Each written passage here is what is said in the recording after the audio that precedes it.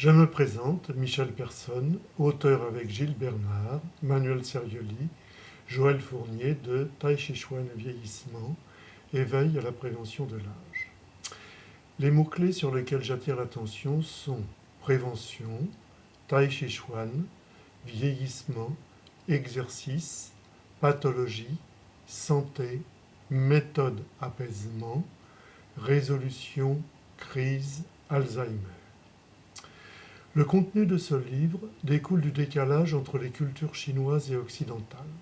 En particulier, la dimension corporelle du vieillissement a été sous-estimée en France à la fin du XXe siècle.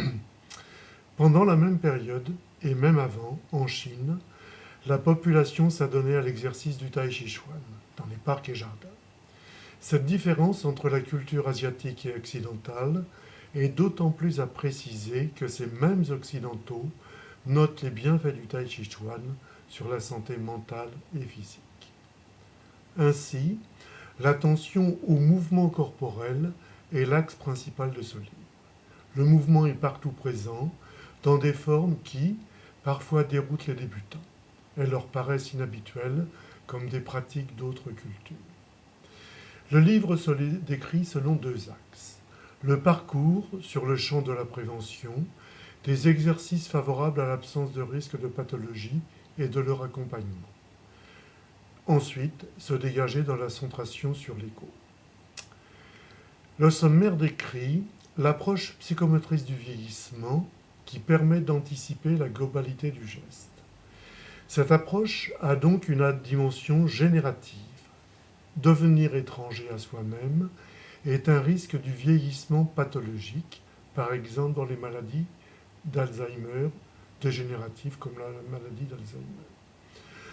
Au contraire, la dynamique de transformation, les réajustements nécessaires, demandent à percevoir le corps en profondeur pour viser la réalisation de situations effectuées auparavant ou d'en produire de nouvelles adaptées au contexte. Afin de diminuer la dépendance, il est nécessaire d'en améliorer sa prévention, de détecter les fragilités dues à l'avancée en âge. L'exercice de narration descriptive d'un geste semble essentiel dans cette analyse du présent. Le Tai Chi Chuan permet cette interdépendance intellectuelle, émotionnelle, sensitive et motrice. Les situations pratiques illustrent ces propos. Elles les mettent en mouvement dans des exercices et des déplacements codifiés appelés formes. Ces approches sont amplifiées par la valorisation du mouvement dans la médecine traditionnelle chinoise, par la préconisation de plantes, puis orientées dans la prise en compte de relations avec des pathologies justifiant une approche préventive secondaire et tertiaire.